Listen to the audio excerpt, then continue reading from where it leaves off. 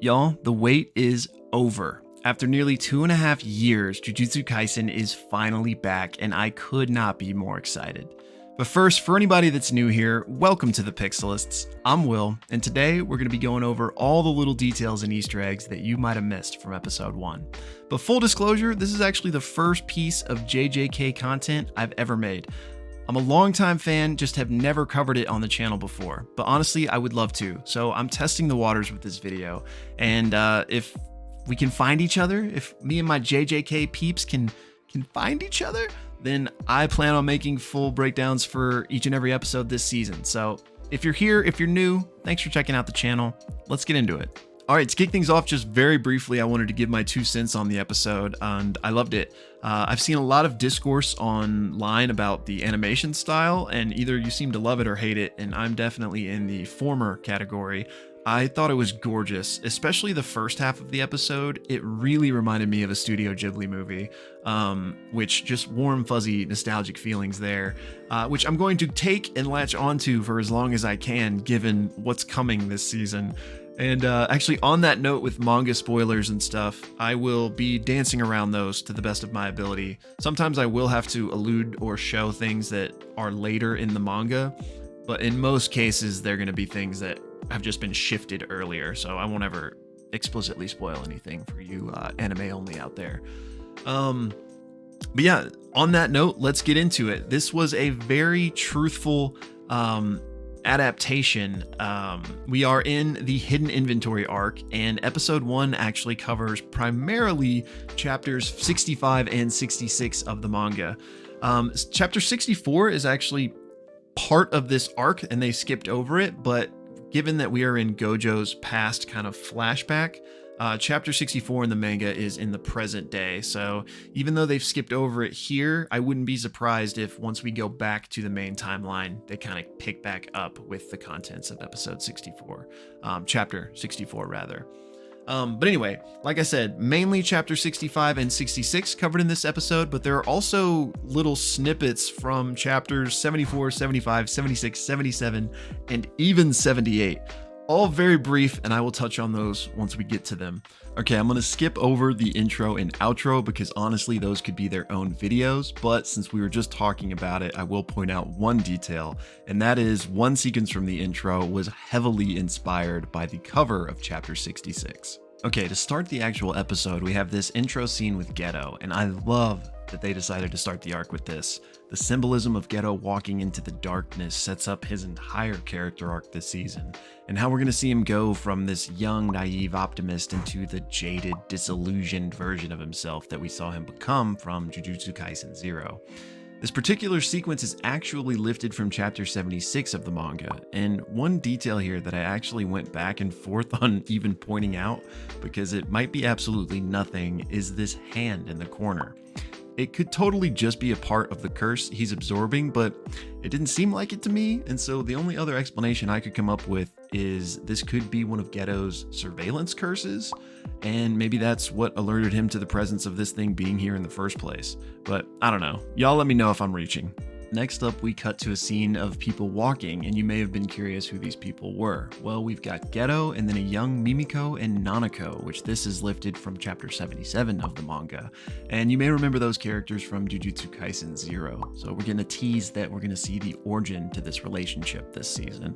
And finally, we transition to this scene of Gojo and Ghetto at the station. Now, this is an iconic scene from the manga lifted from chapter 78. And again, Mappa is just knocking it out of the park with the composition here. We have Ghetto fully immersed in shadow and Gojo standing right in front of a shadow that marks a line in front of him, perhaps metaphorically for the line he knows he needs to cross but is not quite ready to. Additionally, I think the composition of this shot within the framework of it being from Ghetto's perspective is super interesting when juxtaposed with the very same flashback from Gojo's perspective in JJK 0. For Ghetto, it's bright and sunny and represents a turning point, a moment of clarity and definitive purpose. Whereas for Gojo, it's dark, muted, but also a turning point, a moment of being lost and alone. Next up is just a little attention to detail moment that I really appreciated. So in the Hidden Inventory arc, we are flashing back to the past, and as such, we are using old technology, as you can see with Gojo's phone. But also, the computers are running Windows XP, and this was just a nostalgia bomb to the brain. Seeing those old icons just took me back. What a great OS, I miss it. Next up, we have the first of two major derivations from the source material, and that is this haunted mansion scene. In chapter 64 of the original manga, this whole sequence was only about 4 panels long. So I love that they let the scene breathe, and we get to actually spend some time with Urahime's character, who doesn't get much face time in the original. Some cool details in this sequence with the maze-like corridors is that even before we know what's going on, you can tell something's up if you're paying attention to the background. Here we have Urahime come up the stairs and begin walking down this hallway. Then as she's walking by the window, she gets startled by something and turns to look. When she looks back, the details of the hallway around her have now changed. Similarly, in the last room she checks, you can see that it's at the end of a hallway with walls and doors on either side, and when she leaves, she exits into the middle of a completely separate hallway. A final nice little detail from this sequence were the rats she saw under the bed, as Urahime and Meimei are currently just like rats in a maze themselves. In addition to the hallways and corridors, there are some interesting details in the rooms themselves that shed some light on the story of this place. In the first room, we have a noose, which shows us how the original owner took his own life after his business fell on hard times. In this next room, we have a gathering of chairs, all with a bunch of different book bags on them, which most likely shows us a group of college students that came here to test their bravery in some sort of rite of passage and never made it out. This next room is the most disturbing of them all, as you can see a bunch of children's toys scattered across the ground and bloodstains all over the walls, implying that the original owner brutally murdered his own family before taking his own life. Next, we have this room underneath the stairs, which kind of depicts a horrific scene of somebody, hiding in here and slowly going mad. That, or, maybe it's Harry Potter's vacation home. But again, this whole sequence was 4 panels in the original manga, so the fact that they took this and made this really compelling narrative out of that, including just all of these background details that tells a deeper story, just chef's kiss, All right, next up we have this gorgeous sequence where they're going to try and break free, but it doesn't really matter because Gojo has showed up and he has gone full Katamari Damacy on this mansion, completely destroying it. And a really nice detail that I like here is the window from inside the mansion is one of the only remaining pieces when all the rubble clears. And this shot was not in the manga itself, so I have to think there was some intentional detail here, and to me this looks a lot like the Six Eyes. Alrighty, next up we're going to skip ahead a bit to this detail during Shoko's introduction where she is seen smoking a cigarette. Now this isn't odd in and of itself, her character is smoking quite frequently.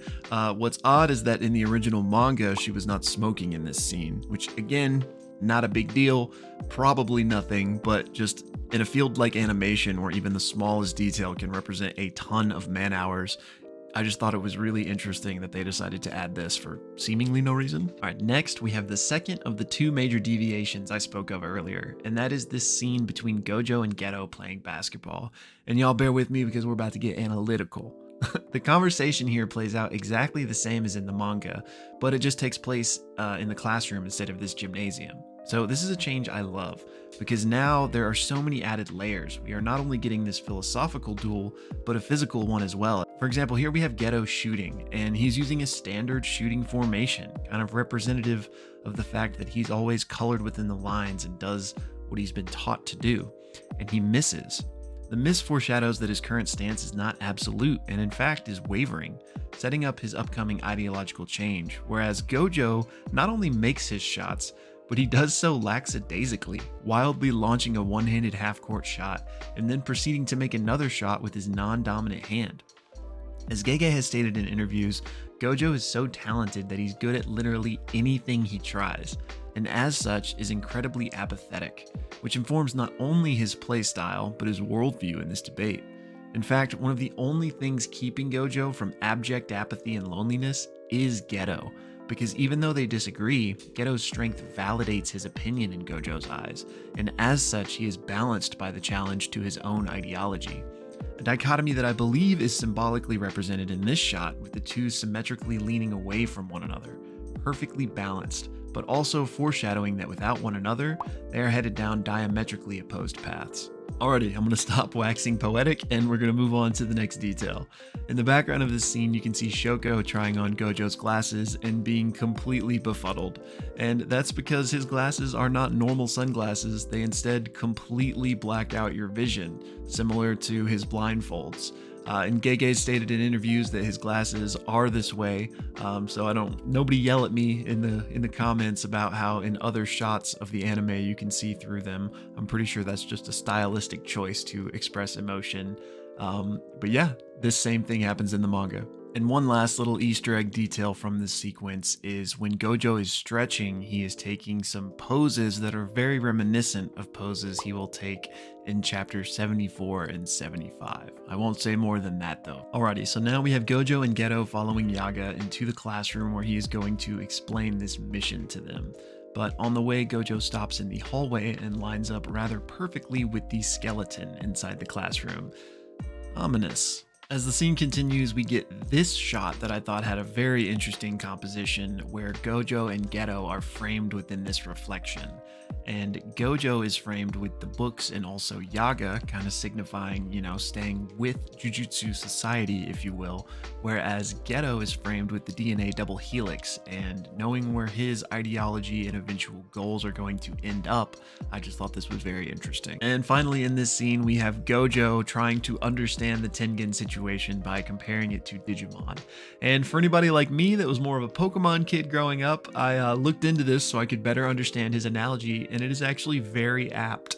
To my understanding, Skull Greymon is an evolution that basically just loses its intelligence and will start attacking both friend and foe, basically becoming a threat to everything around it, which is basically exactly what's going to happen with Tengen should they not get the Star Plasma Vessel and Tengen's evolution just goes haywire. So really good analogy, and I liked this a lot. And from here through the end of the episode, there isn't too much to talk about. It follows very closely to the events of the manga, with the one notable exception being that Gojo and Ghetto split up in the show, with Ghetto going into the hotel. In the original manga, the explosion happens with both of them still together on the ground outside. In this sequence, actually, where Ghetto is going to save the girl, is probably my favorite sequence in the whole episode. It is just gorgeous. The cinematography throughout the episode has just been way exceeding my expectations, and I've already waxed poetic on the composition enough. But if this is what we're in store for this season, we are eating good, and I cannot wait. One other quick thing is this moment where Gojo showcases his Limitless. I feel like new meme format just dropped. And also, of course, I have to mention the introduction of Toji. So for the anime onlys, we're going to keep it at that for now, but I am so excited for what's to come this season. Alrighty, y'all, that's going to do it for my episode 1 breakdown. If you liked this, if you made it this far in the video, I really appreciate it. Like I mentioned, this is the first time I'm trying making JJK content for the channel. So if people seem to like it and want more, I will do a breakdown for each episode this season. But regardless, let me know your thoughts on this episode in the comments. What were your favorite parts? For my manga readers out there, please mark spoilers if you're going to talk spoilers, but let me know what you're most looking forward to this season. And until next time, my friends.